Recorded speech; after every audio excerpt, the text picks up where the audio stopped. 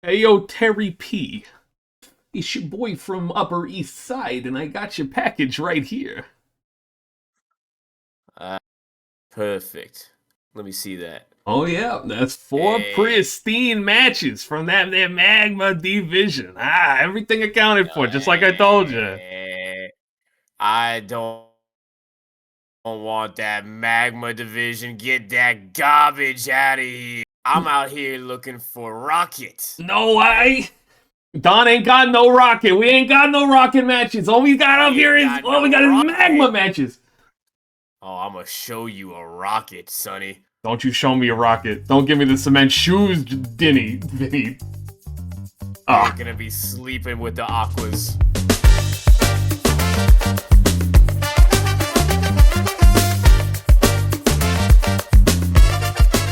Welcome back to Double Dip Draft Season and Week 3 of the Magma Division recap. I am your host, Spood, coach of the Southtown Sandslashers, and joining me, as always, Is Whiteloaf, coach of the Bayou Belly Bolts.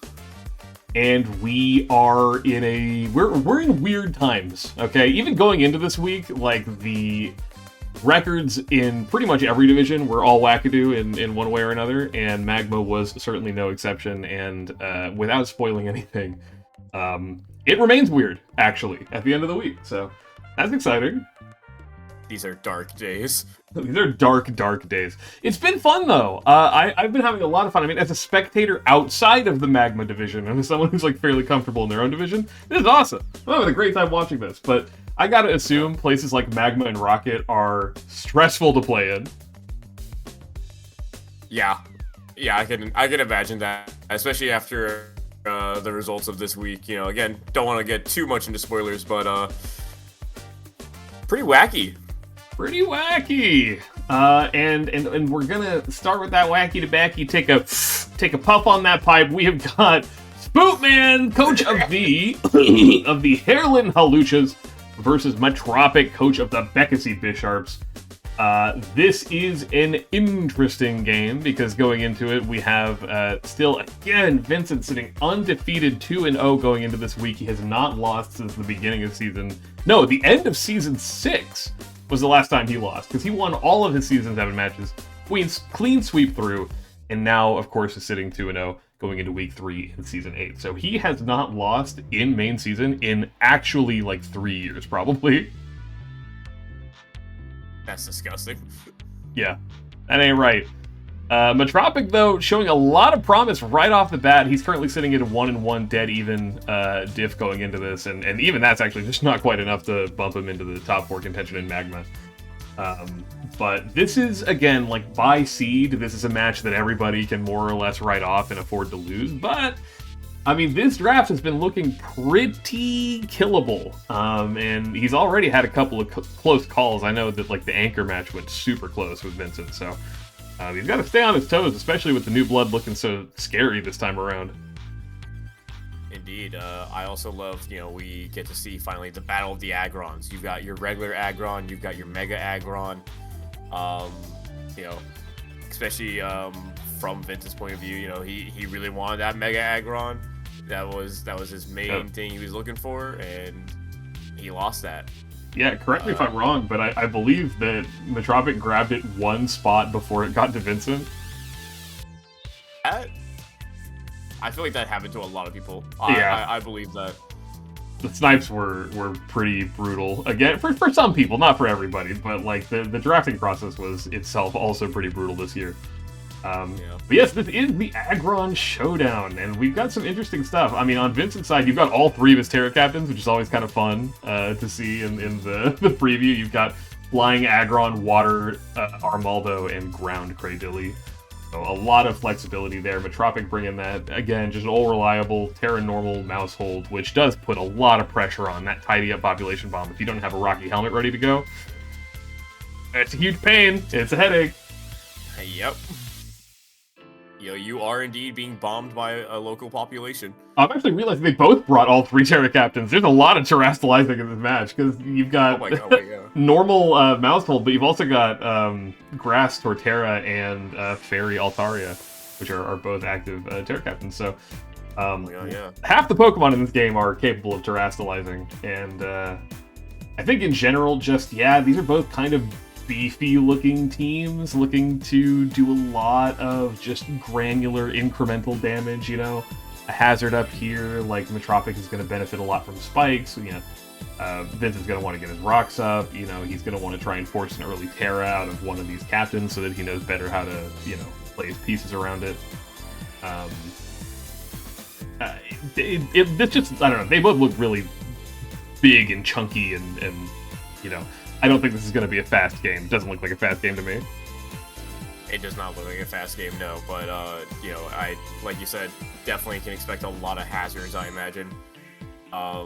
But, you know, let's get into it. Yeah, let's do it. A lot of status, too, is what I'm expecting to see, given how keen Altaria's been to do that. You see instantly, Mousehold does its prankster trick, hands over the specs, and instantly gets killed by the knockoff. Yep. We do then get, you know, Mega Aggron coming out, saying Automatize this time. I guess, you know, tired of getting low kicks so much. And then Ice Punch Freeze! Yeah, and also giving up Filter is really dangerous here. Frankly, I think you risking like a burn or even an Earthquake without Filter is pretty scary, but no, it works out. Ice Punch gets the freeze. Metropic sacrifices very little to get that. He's also not keen on risking not killing this Armaldo. You know, Vincent still has his Terra. If he Terra watered there, it would live a liquidation. You know, he didn't want to play the 50-50, so he just got right out. Yeah, which is fair, honestly. You want to play it safe. Fire Spin does, I think, wind up thawing, and then they both wind up playing this as if Runerigus is trapped, but since it is a ghost type, it does not get trapped by Fire Spin, so... It could just leave, yeah, anytime. It doesn't, like, need a Shed Shell or anything, it could just leave. Yeah. But neither of them knows this, so for all intents and purposes, no, it can't leave, you know? The mind is a prison. The mind is a prison, and, you know, we are susceptible to it. Yep. You see a little crit rock slide, didn't matter too much, but if you keep an eye out for the RNG in this match, it happens a lot. Not all of it matters, some of it definitely does. That's also I mean, we looked at this and it was like a little bit of a blunder to switch in on that obvious burn, but really all of Metropic stuff is a physical attacker, so you had to pick one, and ooh, another freeze! It doesn't matter if you just freeze everything, you know, at the end of the day. Don't mind if I do. That's Metropic. Get the full freeze for 3 turns. Who cares about getting burned, dude? If your opponent can't move, who cares? Just, you know, it's whatever. I guarantee you Metropic clicked another Ice Punch there just to go for it, right? Oh, absolutely. Absolutely. I would not blame him for it. Yep. See that tidy up, finally removing the rocks, and this does look very scary into Charybdis until the Rocky Helmet is revealed, and nothing ever happens. Guys are eating well today because Recover brings it right back up to full. Yep. Maybe we gotta ditch the wide lens for like protective pads or something, I don't know. Yeah. Feels like the way. Another burn, you know, just status city this entire match right now. Yep. You know, constantly passing burns, getting freezes. Yeah. Everything. Everything. This thing, Cloud9, again, you know, another week in a row, preventing the Sandstorm from going up.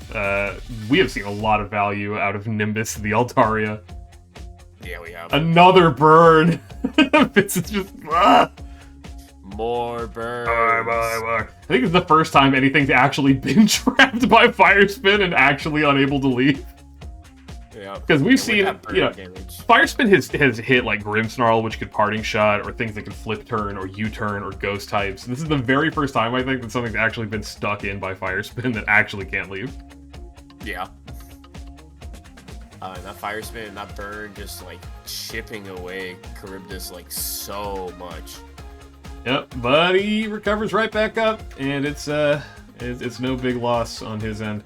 His Ancient Power finally does find the Omni boost, but it's kind of like limited in its I don't know, usefulness. Like if this thing was running Sludge Wave like it had been in previous weeks, maybe we would have seen something a little different. Also, another crit. A lot of stuff happening, man, all the time. But still, despite all the happening that's happening, nothing ever happens. So Altaria gets Oh, back that's up to good. full. And, Just keep going back up. yeah, Metropic knows it's about time to get that pair sung up. I don't want this thing to actually, you know, do anything. And even though the Fire Spit's gone, like, you know, you don't really want to lose the Omni Boost, and, like, what are you going to switch in? You don't really want to be sacking anything at this point in the game anyway. Exactly. Metropic down 2-4, but actually still looking pretty decent. A very brave Shell Smash. It does, you know, it does work out, and now we get a Seed Bomb, and boom, like, Yeah. that threat's now gone. This Aqua Jet actually doesn't kill. Yep. It's that burn coming in clutch, dude. Altaria, I'm telling you, like, distributing those statuses really matters. Mm-hmm. Yep, there's the Getting the superpower sturdy coverage. activation. Mhm. Yep. Probably Headlong Rush would have been fine, but yeah, I like the superpower. Yeah, it makes sense. And at this point, Samurott presumably just doesn't have Secret Sword on it, or Sacred Sword, or whatever it is, I forget which. I forget which it is too, but I know he gets one of the like fighting sword moves. One more crit for good Another measure. crit. That Rock Slide, bringing it close. But no Razor Shell miss for you. And again, just by the seat of his pants, one more turn of Sandstorm damage would have killed Kojiro here. But as it turns out, Metropic is the one to end Vincent's 13-game win streak. Or was it 12? I forget. I think it's actually a 12-game win streak. That's... 13. Yeah, this was the number 13 game, and it was not a win, just barely. So that's huge. I mean, that's big news for the division. That brings Vincent like right down into kind of the struggle pile with everybody else, and keeps Metropic's head above water. I mean, he was looking a little bit shaky after dropping that game to Anchor, but now he's right back in it. Yeah. You know, the freezes were just so it was so funny. Like, you know, what is that? That's 10%? I mean, yeah, it's a Both 10%, yeah, on the Ice Punch. And the thing about it is, you know, that second, like the first freeze was annoying, but probably didn't make like a ton of difference. But that freeze into the Mega Garchomp probably saved the game for Metropic. I think there was a lot of other RNG in the game. Again, it went in both people's favor, but if we had to single out a specific moment that mattered more than anything else, it was definitely that freeze. Yeah, the freeze on Garchomp, that was abysmal, unfortunately. Yeah. I guess maybe like Mousehold was still alive at the time, I'm pretty sure, so maybe it could have just come in and been faster and then hit like Population Bomb and killed it. Because I mean, Mega Garchomp hadn't set up any speed boosting, but who's to say it would have Scale Shot or something, right? Like we don't know what that actually would have looked like. Exactly. That's something for, you know, an alternate timeline there to deal with. Yep. But not us. But not us! In this timeline, Metropic takes that win 1-0 and secures his position a little more. But we've got another pretty interesting match to discuss, and I'd love to hear you introduce it. Yeah, so up next we have Kenneth of the Washed Up Wishiwashis versus Eevee of the Puppytown Ponytas. You know, currently,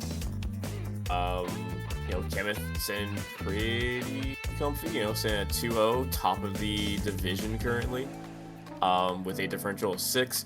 Puppytown Ponytas was currently sitting at a 0-2 with a differential of -6. Yeah, so they were opposite sides of the bracket there, you know, literally inverted scores. 2-0 plus 6 versus 0-2 minus 6. Mm-hmm. And, you know, again, like, I wish I could say more at Team Preview. It feels like we're just beating a dead horse, you know, we're only at week 3, but yeah, Eevee's team didn't really change that much. It's pretty much going to be the same every week. It's just always going to look like that, you know, it's just, like, what flavor of... I was going to say Weavile didn't come this time, but actually it did come. There's just a glitch on the visual, where it's, not showing up. Yeah, if you refresh, it will fix it. Yeah, let me do that. There we go. Welcome back, Weavile.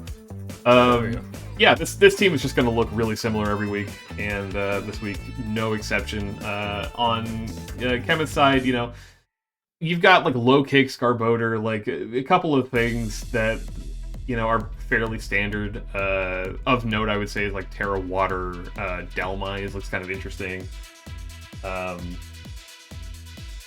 don't know. Is there even anything to really say at Team Preview? Like, looking at this, I'm thinking, well, you know, Banette is going to be really useful for getting off like a priority burn. You know, being aware of Mega Scizor is going to be a huge deal because Baxcalibur, which is otherwise a very threatening Pokemon, just struggles so much into Scizor that you're going to need to at least burn it. Ideally, just get rid of it before Baxcalibur is opened up to do anything.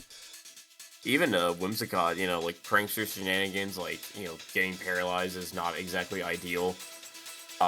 No, but you could, I mean, like, loaded Dice Icicle Spear sets, you know, even if you get paralyzed, unless you just instantly get full parried, which I guess is not off the table, but, like, landing a Stun Spore into full para onto Bax is, like, you know, 75% into 30%, right? So, not the most common thing. I'm just saying, for this season, you know, I'm not taking chances with RNG. Fair enough. I mean, after the match we just watched, I would be at least cautious of it. But in theory, Baxcalibur, you know, Icicle Spears right through any potential sashes or anything. Yeah. Earthquake and Glaive Rush, like, hits pretty much everything really hard. The only thing it doesn't hit, I'm telling you, is Scizor. So you gotta basically preserve your Scizor answers, make sure you're maneuvering around, you know. Electros gets fire coverage, make sure you keep that topped off. Like, Delmise could have maybe been Terrafire. It wasn't in this game, but, you know, that was, like, an option that you could have brought. And again, like, in a pinch, Banette can do some prankster shenanigans and either burn or even Destiny Bond itself to remove Scizor from play. So, as long as you speed creep it, at least. As long as you speed creep it, at least. And to that end, let's see what happened. Yep. So leading off with Garbodor, you know, makes sense. This is a pretty good matchup right off rip. Yep. Immediately reveals Rocky Helmet. Earth Power, you know, like, it's not ideal, but, like, you know, we can live that. Yep. Get a little bit of health back from Drain Punch. Fine, it's a bulkier, you know, bulkier option. Limorita comes in, gets burned. That's okay. You know, some variants of this are physical, some variants are special. So if it reveals itself to be special, then missed one Magma Storm from Eevee. Try and keep track at home. Yeah. Missed two Magma Storms from Eevee. That's pretty unfortunate. Cam really expecting her to switch into something else, trying to Super Fang a switch, and it's not just a third straight Magma Storm. Magma Storm. Look, it's more accurate than Focus Blast. Like, come on. How could you miss three in a row? This is a sign, by the way, that eventually one of these will hit and you will get chipped down. Yep. Then Eevee, wisely there, doubles out. I mean, she probably shouldn't have gone in there in the first place, but, you know, doesn't allow herself to get flamethrowered on Scizor by this thing. And honestly, now Electros being pretty roughed up, like, your answer, you know, that being your main sort of flamethrower spam, your answer to Scizor is now, like, at a huge disadvantage. Although I really like that switching it on the Pain Split. Yeah. But you let yourself take that Hydro Pump to get the Volt Switch, try and get that momentum. But now Electros is just so low. Yeah. Whimsicott comes in. Really brave Stun Spore there, because Lotix is a Dark type, so it wouldn't have worked had Lotix stayed in. I forgot about that. I forgot it was Bug and Dark. I mean, it's still, like, I don't know, it probably wouldn't have stayed in anyway on account of being weak to Fairy and expecting a Moonblast, so I don't think it was a bad play, but it's very brave. It is very brave, yeah. Huge Bullet Punch here, proc the Rocky Helmet, and full para prevents this thing from getting off a haze. Rocky Helmet and Aftermath doing a ton of damage, but this thing is way too chipped, and that +2 Bullet Punch just takes it right out, and suddenly, what actually takes care of Bananas the Mega Scizor? Nothing. Yeah, pretty much nothing here can stand up to this thing reliably. Like, just, you really needed the fire coverage, you really needed to be able to burn it. This thing reveals that it does not have Will-O-Wisp. You know, we'll see. Mega Banette could still pull this back. Again, you know, if Mega Banette gets off like a Destiny Bond or a Will-O-Wisp, then it could just remove Mega Scizor from play. And it's still tough, but, like, you've still got a full Bax, and Lotix is really strong. So as long as you can remove Scizor here, no, it was in fact slower than Scizor, so the priority bracket +1 on both sides meant that Scizor went first. And now this is not possible. Yep. With that, you know, Bullet Punch is just cleaning everything up. And Puppytown Ponytas gets their first win in our draft league. Yeah, and good on Eevee, because honestly, in that situation, like, you know, she could have just as easily, you know, having gone into the Scizor hard on a, you know, Electros, her being aware of the fact that it could flamethrower and actually, you know, taking the action to not allow that to happen was a good deal. And ultimately, you know, the paralysis on the Garbodor helped a lot. I don't think ultimately that it was a do-or-die thing. I think that Mega Scizor could have found other opportunities to boost up to +6 with the Roost set being what it was. But it definitely made things much easier and much more straightforward on her end to get that full para. And unfortunately for Cam, yeah, just the, you know, under-prepped, really, for Mega Scizor, and you know, showed everybody why you gotta respect the Swords Dance Bullet Punch, you know? Yep. Can never count on Mega Scizor. It might not be, you know, the most powerful Pokemon anymore, but that is still one of the most dangerous Megas. That's a stab technician Bullet Punch, and it's so easy to get to +2. Just so easy with how bulky it is and how good of it's typing. Exactly. Even still in like the ZA, you know, like that's still a monster. Yeah, genuinely. It's yeah, Mega Scizor was really, really good, and it's just too bad. You know, I know Kemba took that one pretty hard. He was not very thrilled about that, even though, I mean, that's really good, and that's a huge upset, frankly. And that, again, goes towards evening out the division, you know, bringing somebody at 2-0 down to 2-1, and bringing somebody who was 0-2 up to 1-2. Like, that is a huge equalizer, and that makes the entire division much more competitive for everybody around them. Again, it's still so early that if the you know, distance between, like, the top and sort of the bottom end of the division is only 1 to 2 games, that is very overcomable for everybody. Oh, yeah. So, good awareness from Eevee, and it's just unfortunate the way that things shook out for Cam, but, you know, that is, in fact, how it goes sometimes, you know? It do be like that. But, as things do go, there is another go to do, and to do go, we gotta go to Cabral of the Slinging Aegislashers, who fought Mechura of Eevee Inc. Again, Mechura's teams have been, like, pretty scary. I think, you know, again, like, at the team preview window, they just look like little babies, like the little baby squad, and you want to get down and pet the little babies. But, yeah. I mean, Jolteon and Glaceon are great Pokemon, and Flareon is also there. Yeah. Flareon, you know, like, while it is... I still think it is probably the, you know, competitive-wise at least, the worst of the evolutions. It's still pretty good, especially considering, you know, Guts, like, can make this thing into just an absolute monster. Nothing on Cabral's team really wants to take a Flare Blitz except for Vaporeon. Yeah. Especially not when it's Guts boosted. You know, Mega Gyarados also is just an absolute monster. Mold Breaker can actually ignore the Earth Eater, so you can still Earthquake here. True. It also ignores Water Absorb, so you can just, you know, Waterfall with impunity here.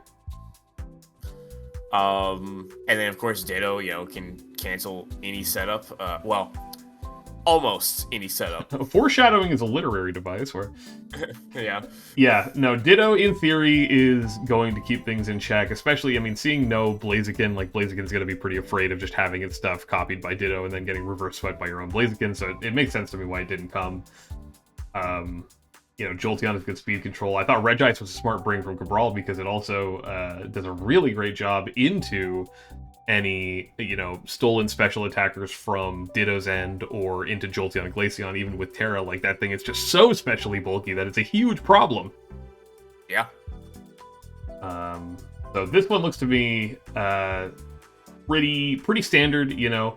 Abuse that sturdy Steelix, you know, against anything that gets a little too comfortable, a little too set up. If anything gets really set up, you got Ditto in the back. And just in general, you know, pelt this team with, you know, Jolteon Volt switches and try to soften things up for Dragon Dance Mega Gyarados. And I think Cabral's just going to have to be playing to stop that from happening, which he can definitely do with a host of bulky options like Vaporeon and Arboliva and Regice. Yes. So, without further ado, what do you say we get into it? Let's do it. Questionable Regice Terra option, I think, by the way. Being Terra Water is good in most cases, but it makes it even weaker to Jolteon and Glaceon Freeze Dry, so... okay. Hold on a second. Okay. Wait a minute. Okay. So, okay. Earthworm doesn't get flamethrower. What's going on here? Yeah, so, okay. Oh my god. Yeah, when you see Earthworm use Nasty Plot, it's Hisuian's Rourke, and hey, something that we learned, a niche interaction, is that Ditto's Imposter does not work in front of an imposter, in front of a disguise. There we go. Yeah. Cannot work against, something that is pretending to be a different Pokemon. Very niche thing that almost no one in this draft league knew. Yeah, I think literally nobody in this draft league knew it. Good Terra Grass there, by the way, preventing the Leech Seed from working. Yep. Forces Cabral out. We did notice there was a little bit of a misplay there a minute ago, because you saw the Flareon trying to quick attack, it not working on account of the Ghost typing. And then, Cabral switched out in front of that Jolteon because he hadn't sped up at all. So Jolteon outsped, but then Jolteon also clicked Shadow Ball, so had he stayed in, the Shadow Ball also would have been an immunity on account of the normal typing. So, yep. Definitely wanted to just go for some kind of, Volt Switch or just generally neutral damage there. But you see, the tempo of this match is just really fast now. I mean, things are just kind of happening. Yep. A nice encore, forcing Glaceon to just keep on clicking Barrier. Mm-hmm. Which I love this Barrier Glaceon set, honestly. I do. I think it's actually so cool. Because Glaceon's got decent bulk. It's not very fast, but with Terra type, like, it's really solid. And I'm kind of surprised to see Ice Beam instead of Freeze Dry on this, because it would have been really solid into both Glaceon, Terra Grass, and Mega Gyarados. And here, actually, Mega Gyarados getting kind of back on the ball with this Gyarados. Yeah, we had a bit of a rough start, but, like, now that we're kind of finding our footing, like, we're getting some stuff done here. Yeah, too bad about the Toxic. Yeah, unfortunately, because of Toxic damage, like, we're not going to be able to quite get that mileage, at least in the time that we need it. Yep. And we see the Calm Mind coming out. I mean, this could still do something, especially if it finds a freeze or a crit, just like that. Cabral opts to encore it, hoping that maybe it'll try to Calm Mind again, but it does not. Regice comes out, though, and again, this is the problem. Like, Regice walls this so hard that no matter how many times you Calm Mind, even with neutral hits, it's just not really going to do it. Yep. It's going to be able to just click Toxic once again, just be able to survive, and just slowly but surely whittle you down. Yep. Especially when it's stacking those leftovers and grassy terrain recovery. Like, Arboliva has been unbelievably good, I think. Yeah. Dare I say, harkens a little bit back to your Belly Bolt in terms of its utility and surprising bulk. God, I miss Belly Bolt. I know. But yeah, at this point, it's kind of a foregone conclusion. There's just no way to break Regice, so even if Regice couldn't hit you super effectively, which it can, you're just kind of running out the clock. Yep. And that's the game! I really cannot blame Mechura for that. That was just, like, the imposter not proccing is something that is so obscure that none of us knew it, and we've been playing in this league for 7 years, and competitive Pokemon for most of us at least 10, so... Yeah. It's just one of those stupid little knowledge check things, except this one is so obscure that it would have caught basically anybody. Yeah, that's just really tragic. It's too bad. Because again, like, he was starting to put it together there at the end. You saw how good that Earthquake did into Vaporeon, and, forcing Cabral to switch around. Like, Cabral, again, very smartly having that Protect and having all the good, all the right moves in all the right places. Yeah. But... yeah, I mean, just that opener, just too many dents and too many things with the Hisuian's Rourke for Mechura to really make up the difference there. Yeah, it was unfortunate. But, again, like, just, slowly but surely getting a lot better, like, each and every game. I'm really, really impressed, like, just, like, how much, like, because, like, they already looked, like, pretty, like, competent in their first game. Obviously, like, you could still tell that they were a newer player. But they've picked up on a lot of things just, like, so quickly. But unfortunately, just like Cabral pointing out, like the most niche knowledge check you could ever think of. Like literally just some shit that like, what are you even supposed to like? How could you reasonably expect anybody to prep for that? Yeah, I fully believe he just fucking like Googled some shit, just be like, hey, how do I really screw over someone with Ditto? I mean, I believe that it was just a random, like a happy accident. I think it was just something they discovered in testing, and I guess it just never came up when, you know, presumably he was testing with Aurora. Like, you know, it's just one of those things. Like, could you ever really blame yourself for not knowing that? Like, I think we can give him a pass this week and just say like, hey, that sucks, man. You know, good job on Cabral, but that is some stinky cheese. Yep. Alright, but with that, it is time for our final match of this week. We have Snake of the Miami Milotics versus Anchor of the DuDanishDunsparce. Yeah, this is another interesting one, right? Why don't you kind of lay out the stakes for me? Yeah, so, you know, here, you know, DuDanishDunsparce Anchor sitting at a 1-1 differential of 4. Miami Milotics also sitting at a 1-1, but a differential of -4 instead. So, you know, Snake here definitely wanting to get that differential up, get a victory up as well, being able to secure themselves in that top 4 spot. Whereas Anchor, you know, wants the victory. Wants the thrill of the W. True. For Anchor, the victory itself is the most important thing, whereas for Snake, obviously the victory is preferable, but, you know, starting to make up some of that differential is not a bad idea. Yeah. And I mean, looking at this, you know, match, you know, like, it can do it, you know. Basculegion, it can actually be faster than Mega Swampert, and thanks to, it's, like, pretty absurd, like, or thanks to like Choice Band, like it can do a lot of damage really quickly. It does have to be careful, of course, of Kartana. You know, Kartana's going to be able to shrug off those hits. And then we also see Toxicroak, which has Dry Skin, giving Anchor an immunity to water moves. Yeah, Toxicroak proving itself to be very valuable these last couple of games. Even then, though, it does have to be careful. Like, it can also just click Psychic Fangs, and that's a 4-time super effective move. Yeah, but it's just usually the thing about Basculegion is like while it's strong, you are kind of crutching on the Choice Band a little bit, like to really secure those one-shots. So if you lock yourself into Psychic Fangs, you are screwing yourself in front of something like Kartana, allowing it to definitely come in and just knock for free or, you know, do anything to anybody. You know, Anchor's team just puts on so much pressure so quickly. Like, you don't even really need to set up Kartana or Mega Swampert for them to immediately start being a problem. So, and I mean, the same is true of your own Chi-Yu, but that's kind of just the dynamic in play. If your choice-banded Basculegion, excuse me, if your choice-banded Basculegion gets into a scrap and gets locked into the wrong move, one turn is really all it takes for the tide to shift. Oh yeah, exactly. And that's just what's so scary about Anchor's team. Is like, even if you do break through that Mega Swampert Raincore, like there's just a whole Kartana there in the back, and at that point you've probably taken so many dents. Yep. And it's a really well constructed team. And honestly, again, I really like Snake's team too. Like I'm waiting so patiently for Dragonite, Chi-Yu, Golden Go to just start going crazy, you know. We've seen a decent amount of star power from like other elements of the team, but we haven't really seen like a really nice like Chi-Yu sweep or, you know, Golden Go setup or anything quite yet. So I'm excited to see if he can put it together this week, or if Anchor's Rain team simply overwhelms the opponent. Yes, let's get into it. Let's find out. And Air Balloon Golden Go is not surprising at all. Yeah.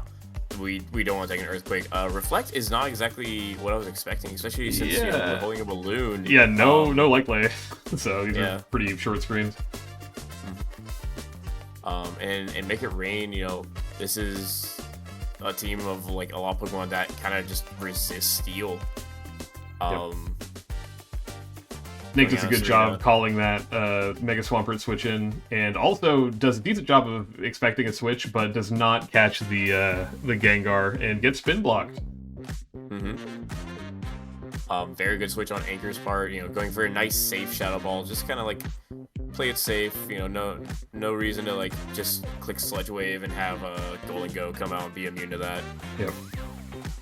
Crafty also doesn't have Shed Skin on account of it having Intimidate, so this poison is not going away. And honestly, these Toxic Spikes have been a pretty good value so far. This Sucker Punch is quad resisted and non-stab though, so even though it only needs to do like 7% or 8%, it only does 4.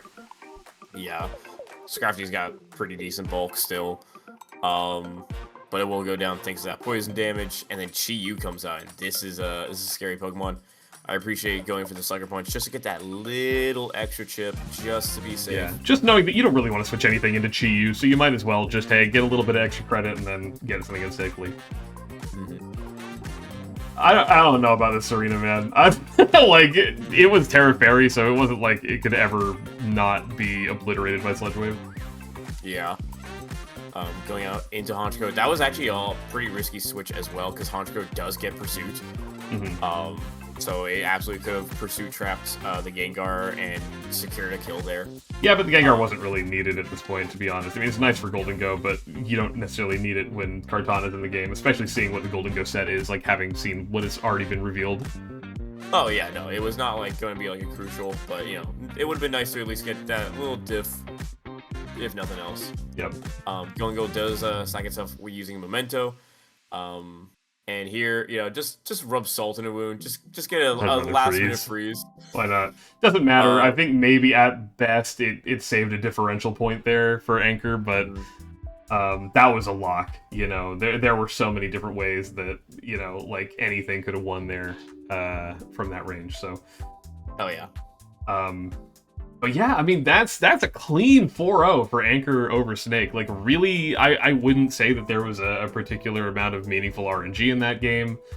It just seemed pretty by the book. Like, I thought Anchor just really solidly executed the game plan and kept the right pieces where they needed to be. And besides maybe, like, the trade for, like, Mega Swampert into Basque Legion, that all seemed pretty Anchor favored from the word go. I think maybe stuff like Golden Go was spreading itself a little bit too thin, trying to be like Air Balloon and Reflect Light Screen.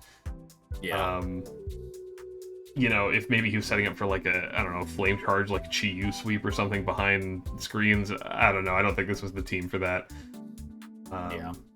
It's just impossible to say. Like, I don't really know what Snake's game plan was, but just nothing really came together, and Anchor did a great job of playing consistently, oppressively, and it's so easy to choke in this game, and they did not choke. Yep. And at the end of the day, that's all anyone can ask for. Is to not choke. That is super duper true. Yep. So, I'm going to ask you not to choke while we read the Magma standings at the end now of Week 3, because these don't look quite right to me. I'm going to take the top 4 if you take the bottom. Are you ready? Absolutely. So, number 1 in the division going into Week 4 is Anchor of the DuDanishDunsparce, sitting at a 2-1 plus 8. And in second place, Cabral of the Slinging Aegislashers, nipping at their heels, 2-1 plus 7. Then you drop down to third with Vincent of the Heerlen Hawluchas sitting at a 2-1 plus 3. And again, just behind by 1 differential point in fourth place is Kenneth of the Washed Up Wishiwashis at a 2-1 plus 2. Yep. Then in fifth place, we have Metropic of the Bekasi Bisharps sitting at 2-1 with a differential of 1. Then in sixth place, we have Eevee of Puppytown Ponytas sitting at a 1-2 with a differential of -2. We have Snake of the Miami Milotics sitting at a 1-2 with a differential of -8. And finally, we have Bekasi of Eevee Inc. sitting at 0-3 with a differential of -11. That's Mekura of Eevee. Mekura. Sorry, and then they get it mixed up with the cities, and it's all over the place. I am getting it mixed up with the cities. Bekasi, who's to say? Yeah. You're not helping the Americans right now with the not knowing shit about the world stereotype. It's midnight right now. No, that's true. It is also very late, so thank you for being here to do this. Yeah, this is, again, not quite as bizarre a world as a division like Rocket is right now, but it is still looking pretty interesting and all over the place. I don't think you would have expected Anchor, who, again, their first season in Double Dip Draft and someone who does not have a deep well of competitive Pokemon experience coming in, to be sitting at the head of the pack, even by as tight of a margin as that, is really incredibly impressive. And Metropic, too. This is interesting because 1st through 5th place are all at the same win-loss, 2-1. Which means that, like, Metropic is not meaningfully behind anyone who's currently qualifying for playoffs, and if things continue at this rate, this is going to be a super competitive fight for that 4th playoff slot, because right now Kemeth has it by 1 diff, but you could just as easily see, you know, Metropic take it back, or even someone like Eevee if she continues to, you know, apply that Mega Scizor. Yeah, absolutely. You know, this division, like, it's not far off, like, at all. This can very quickly, like, still change, like, to just about anyone's favor. Even you know, Mekara, you know, like, he's not even out of the park yet. He does have to work significantly harder to get caught up compared to anyone else, but he's still not. Yeah, see, he's gonna need basically some really good, like, Mega Gyarados sweeps, you know, patch up that differential, get some 5 or 6-0s in there if you can, and pretty much you're gonna want to not lose any of your remaining matches, which is going to be difficult, but because you still got Vincent, you know, there are still difficult matches ahead. Like, Anchor is doing super well this season, and they haven't fought yet, so, but, you know, again, 4-3, that is a positive record and is usually good enough to get in. It's just, like, looking at the Magma division and the spread right now, I see a lot of these people who are sitting at 2-1 ending at a 4-3. So, yeah, it's gonna be about the diff. Like, you know, you're gonna need to stay consistent and basically win every other match, but your diff also needs to be a concern. And that's also true for Snake, who is currently not that far off in terms of win-loss, also sitting at a 1-2. But comparatively to Eevee, who's only at a -2, him being at a -8 is a full 6-0 below Eevee. So yeah, that's also going to be a concern. Like, you're going to want to hope that people around that area, like, you're hoping, you know, pretty much anybody ahead of you drops a game by enough of a diff that you can sort of, you know, reach up and get back in the game that way, because right now Eevee is very favored just based on her differential, which again mostly came from just today, where she got such a convincing sweep with Mega Scizor. Yeah, for sure. But I think that about covers it for Magma. That is true. That's all for Magma. If you want to go and check out Aqua Division, you can hear Aurora and Cabral covering that one. If you want to hear more out of me, you can check out the Rocket Division recap where Cabral and I go over everything. And if you want to hear more of White Loaf, definitely consider checking out Skull. And I think you should check out Skull. Not biased. It's a great division for me so far, so I highly recommend you watch my awesome games. Don't watch Aqua this week. Just don't. Don't watch Aqua this week. Yeah, Aqua, who cares? Not even interested. It's actually, that division looks wild too. That one is standing out to me just at a glance. Like, why are the numbers that high in Extreme? You know, it's so different looking than any other division. Yeah, I was about to say, like, that one is killers. All right. Yeah, there's killers in Aqua. So definitely consider checking out all of the other recaps in the sidebar on the channel, in the playlists, or in your heart of hearts. Thank you for joining us. Thank you for joining me today, Nick. And I hope that we will catch you all next week for the middle week of the Magma division. Yes. See you all then.